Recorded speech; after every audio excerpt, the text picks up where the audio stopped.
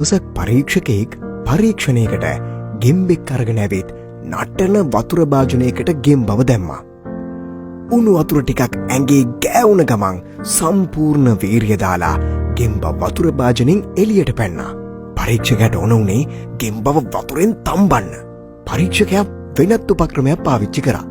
මේ සැරේ උණු වතුර භාජනයකට කෙලින්ම නොදා ගෙම්බව ඇල් වතුර භාජනයකට දැම්මා. ගෙම්බට ඒක පුරුදුයිනේ. ගෙම්බත් ගණන් ගන්න නැතිව වෙනද වගේ හිටියා. ඊට පස්සේ පරීක්ෂකයා අර ගෙම්බ හිටිය වතුර භාජනයේ ලිපේ තියලා හිමින් රස්නේ වැඩි කරා. පොඩ්ඩ රස්නේ වැඩි කරද්දී ගෙම්බා කමක් නෑ පොඩ්ඩයිනේ රස්නේ කියලා රස්නේ දරාගෙන ඉන්න හුරු වුණා. ගෙම්බත් මේ පීඩාව කරන ගානට හුරු වුණ නිසා පරීක්ෂකයා අවස්ථාවෙන් ප්‍රයෝජනය ගත්තා. වතුර නටන තැනට එනකම්ම ගෙම්බ එක දරාගෙන හිටියා. ගෙම්බට අන්තිමට තේරුණා මේ දැනෙන රස්නෙන් ගැලවෙන්න මේකට ප්‍රතිචාර දක්වන්න ඕනේ කියලා. හැබැයි ඒ වෙනකොටත් ගෙම්බ පරක්කු වැඩි. මොකද පොඩ්ඩ වැඩි වුණ රස්නෙට හුරු වෙන්න ගෙම්බ තමන්ගේ මුළු ශක්තියම ඒ වෙනකොටත් වැය කරලා ඉවරයි.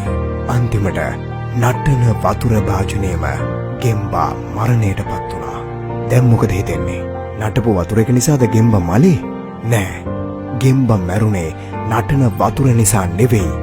එන්න වැඩි වුණ රස්නෙට හුරු වුණ නිසායි. ගෙම්බට මුලින්ම රස්නේ දැනෙද්දිම ඒකට ප්‍රතිචාර දැක්වුවා නම් ගෙම්බට ජීවිතේ බේරගන්න තිබ්බා. හැබැයි මේක ගෙම්බෙක්ගේ කතාවක් නෙවෙයි. මේ ලංකාවේ අපේ කතාව. 1977 දී ඩොලර් එක රුපියල් 7යි. රුපියලකින් දෙකකින් රුපියලේ වටිනාකම අඩු වෙද්දී අපි ඒකට හුරු වෙන්න පටන් ගත්තා. මේ රටේ දැන් ඩොලර් එක රුපියල් 350ක් පැනලා. රටේ පාලකයෝ අපෙන් රුපියල හොරකම් කරන්න ගත්තා.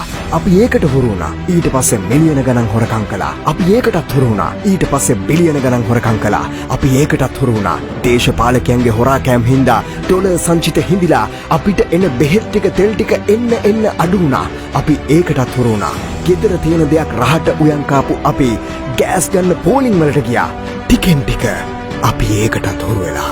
අපි ඊට පස්සේ තෙල් පෝලිං වලට හුරු වුණා. පෝලිං වල මිනිස්සු මැරි වැටුණා. අපි ඒකටත් හුරු වෙලා. බෙහෙත් නැතුව එන්නත් නැතිව ළමයි මැරෙන්න පටන් ගත්තා. අපි ඒකටත් හුරු වෙලා. තෙල් වැඩි මිලට විකිණුණා. අපි ඒකටත් හුරු වෙලා. අද අලුත උපන් දරුවට මන්ද පෝෂණය. අපි ඒකටත් හුරු වෙලා. අන්තිමට ලංකාවේ අපිත් අර කලින් කියපු වතුර භාජනයේ රස්නට මැරුණ ගෙම්බ වගේ හැම දෙයකම හුරු වෙලා අන්තිමට මැරෙන්න ඔන්න මෙන්න තියෙද්දි කරන්න ඕන දේ කල්පනා කරන්නේ නැතිව දැන්වත් පාලකයන් නිසා අපිට මේ විඳින්න වෙන දුක්වලට හුරු නොවි නැගී සිටිය යුතුයි. හඬ නැගිය යුතුයි. හඬ නගන්න හුරු වෙන්න. You in within පරිවිඩයක්.